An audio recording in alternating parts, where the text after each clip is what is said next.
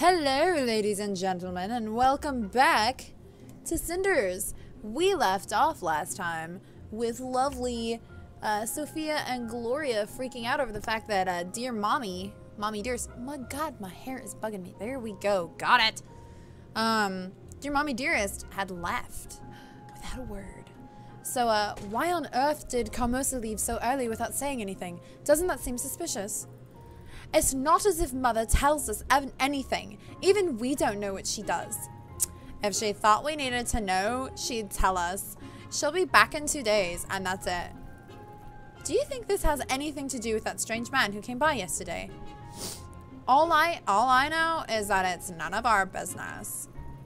Well, I fell right into this. Now, if neither of you are going to help me, get out of here and leave me alone.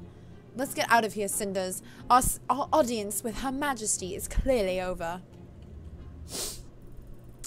And there you have it. No matter what you tell Gloria, she insists on being in charge. Well, what do you plan on doing with your day? I'm not sure. I might go into town. There are a few things I've been meaning to do. Good luck getting Gloria's permission for that. You'd be better off just sneaking out on your own. You mean you won't tell her if I go? Why would I do that? I want no part in Gloria's delusions of power, and I don't care what you do. Maybe sneaking out is a good idea, then. I'll think about it. I'm hungry, though. I need to eat first. Do as you please. I already told you I really don't care if or when you go. I have 2 days of freedom for myself. I'm going to spend them how I like. Alone. Every time you see the branch, it's because of something we did. That's fine by me.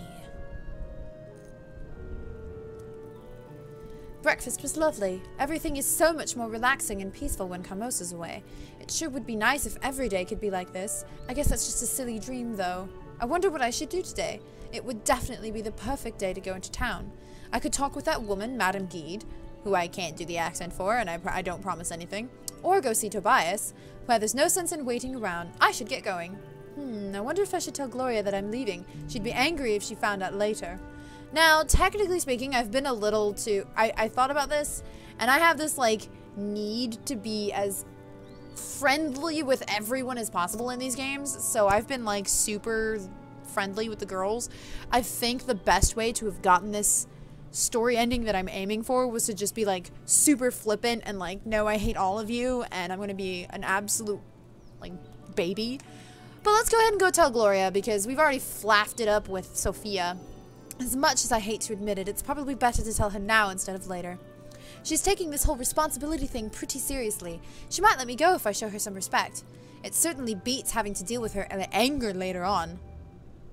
Alright, here's Gloria. Gloria, what do you want? Isn't there someone else you can bother?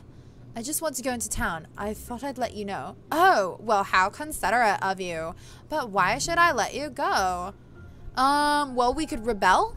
We could offer to help, or we could appeal to her pride. So maybe we should offer to help her out. Do you need anything from town? I could pick it up for you while I'm there. You'd have the time you might have spent going there. You'd save the time you might have spent going there yourself. We'll both win. That's not a bad proposal at all. I do have a list of things we need from the general store. You know the man who runs it, don't you? You mean Tobias? Yes, I believe that's his name. I don't know why, but it's easier for me to do this accent when I'm like... I trust that you'll be able to fetch all of these things before nightfall.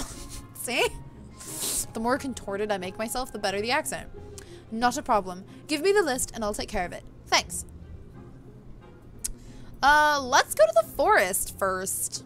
First and foremost. I'm lucky that Carmosa's gone. I can do anything I want for once. Today is so beautiful. I hear birds singing and the freedom makes me so alive. That strange dream I had last night. It said I should go to the lake. It seems silly, but it did feel different from a normal dream. Was it really someone speaking to me? Do I have schizophrenia? Wait, they wouldn't know what that was. Well, even if it wasn't real, I could at least take some time by the lake to relax. Let's go to the lake. I think it's a healthy idea for the ending that I am going for. The lake is as beautiful as I remember it. No, but like seriously, look at this fucking art. I love it so much. It's so good. And then I'm gonna find a way to tack on the end of this video one of my background art that I'm trying to do for a VN, and it is laughable compared to this. Laughable, I do tell you. Laughable in comparison. I was like, I'm gonna make a really pretty background, and I started drawing, and then I got to the end of it, and I was like, A for effort? It does what it needs to? Anyways. Though I have to admit, I'm a little bit disappointed. I guess I was really hoping that someone would be waiting here for me. Someone from my dreams to take me away from my nightmares. Well, the voice in the dream asked me to bring a gift, and that's what my father would do, too. Dear old Dad would leave a gift, so we'd better do the same. I came here because of that dream. I might as well leave a gift like I intended to. I think I'll gather some wildflowers and wrap them in my shawl. A beautiful bouquet should be a nice gift, and then we'll be without a shawl. I'll just place it by this tree. Nothing's happening. Well, I don't suppose I was expecting anything anyway. It must have been just a dream. In the end, real life is more exciting than dreams and fairy tales. For instance, this place is so tranquil and beautiful. Even if it's not magical, I feel so at peace. I just want to lie down in the grass, close my eyes, and let my problems drift away. Actually, that sounds like such a good idea right now. I think I'll go ahead and lie down underneath this tree. Nothing could go wrong. This looks like a good spot. I'll just lie down here. That's strange. Everything's so quiet. The wind is picking up so suddenly. Cinders. Did the wind just call my name? Who's there? No one's there. I suppose it was just the wind playing tricks on me, and the whole glade turned a totally different color. That's normal too. We are not wind. Then who are you? Who am I speaking with? You are speaking with us, naturally. Who's there? Me! But I don't see anyone. How can you not see us when we are everywhere around you? Because I'm human. Are you really asking me that? Are you really? How old are you? 2? You must be a new fairy. I don't understand. How do you even know my name? We know you because you left gifts for us, just as your mother and father did before you. Surely you know us. You wouldn't leave gifts if you didn't know who they were for. So, you're fairies. Am I dreaming? I'm definitely dreaming. I'm making this up. Definitely. I wouldn't be talking to fairies. Right now, you tread the delicate line between sleep and wakefulness. Soon, you will be fully asleep. Makes sense, I guess. Well, what do you want from me? We have no desire for anything from you. Cough. Lies. You're the one who seeks our aid, do you not? I suppose so. Do I get a wish or something? If it's the right wish, then yes. You only get what we want you to get. Then I wish for it. The time is not yet right, Cinders. Do not worry. When the moment comes, you will know, and the lake owes you a favor. I'm not sure I understand. I get a wish, but only when you say it's okay. It's a bit convoluted. I'm glad she's picked up on it. It would if you were awake. But here, in between wakefulness and dreams, it is as it should be. No, it doesn't make sense in the real world, either. You are leaving now, but we will meet again. Wait, I'm leaving? Where? What do you mean? And I'm awake. Forceful wakefulness. Goodness, I must have dozed off. No wonder. The atmosphere here is so relaxing, it's hard not to sleep. Does this mean the voice of the fairies was just a dream? Well, even the fairies themselves admitted that I was dreaming. Can a dream know it's a dream?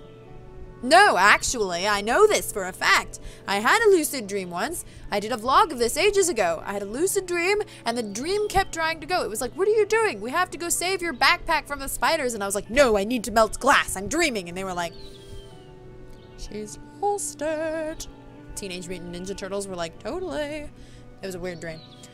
But it feels real enough, and the gifts I left have disappeared. It must have been real. Clearly. It didn't feel exactly like a dream. There was something very tangible about it in a strange way. I should probably be more scared than I am, but I feel wonderful. Maybe I should ask Madame Guide about this when I get the chance. She seems knowledgeable about things like this. She's a witch after all. I'd better get going, though. There's still a lot to do. I just hope I'll have a chance to come and take another nap here someday. Alright, let's go to town. And I have like loads of text messages. People only ever text me when I'm working. Okay. Market day is clearly over. The streets are much emptier now. That's just fine with me. I've still got plenty of things I can do, like visit Tobias. But first I need to see if I can find Madame Guide's shop. She seems to know a lot about Mother and I. I'm so curious to learn more. I don't have a clue where her shop is, though. I'll ask around. Well, I think we found it. That's what she said. It's the first time I'm here, but this place wasn't hard to find. But we had to ask for it? It really stands out, but I still had to ask people for it, because I'm blind. I don't see Madame Guide anywhere. Is she out? Just look at everything here. Skulls, candles, I don't even know what that is. I wonder if I should have come. Don't touch anything! So close! I want this accent so bad! Huh, you surprised me! Oh, child, it's you. I mistook you for one of those mindless town folk. See, it's going Scottish. It's impossible to leave. See, it's going. Oh, it's you. Oh, child. Don't touch anything. See, I can do it with that line. Some of the lines I can do it just fine. But then the other lines, it goes Scottish. And it's not fair because I want this accent. I want it. It's impossible. It's impossible to leave It's impossible to even leave for lunch without... I don't even know what the fuck that accent was. Don't touch anything. It's impossible to even leave for lunch without one of them coming in and breaking something. I don't even... Yeah, fuck it. I'm making up my own accents. Then why do you do it? I have to eat sometime, right? I mean, why do you leave your store open? Doesn't it attract thieves? These people might be clumsy, but they wouldn't take any risks if they didn't have to. Your guess is as good as mine. Especially when it involves stealing from a witch. But earlier you said you're not a witch. Did I? Well, what I am hardly matters. What matters is what people believe of me. It's most helpful. Yeah, I think I understand what you mean. Of course you understand. Stand. You're a bright girl, just like your mother.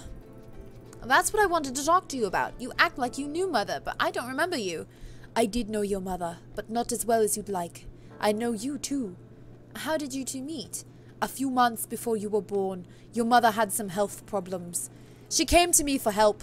I wouldn't say we were close friends, but I learned many of her secrets. I see. Can you tell me what Mother was like? I'm trying so hard. The focus is real. The concentration is real right now.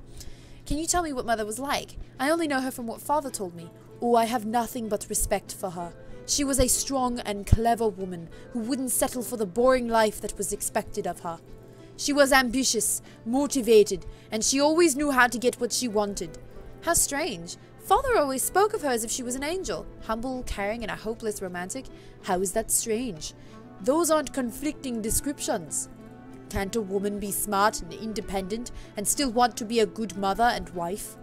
She was also practical. I love how this accent requires me to make my voice really deep. And brilliant at business. Better than your father, to be honest. Wow, I never knew. With everything Father said, she seemed more mythical than anything else. Truly.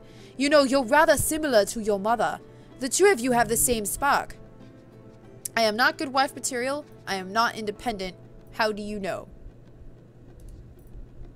Save! How do you know? It might be true, but how would you know that? Even if you did know Mother, you hardly know anything about me. Well, you surely are a clever one. It's true I don't know you well, but I've observed you recently. You observed me? I'm not sure I'm comfortable with that. You're spying on me! You crazy woman with your weird accent that changes every other day! What is wrong with you? I'm sorry. I just wanted to see how my friend's daughter was faring. Daring? And it was impossible to just go and visit you. Is that Carmosa's doing?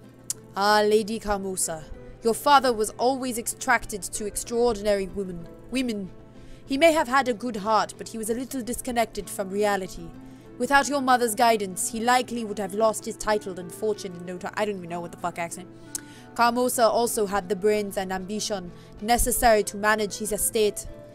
She's an excellent choice for his second wife, and an incredible person.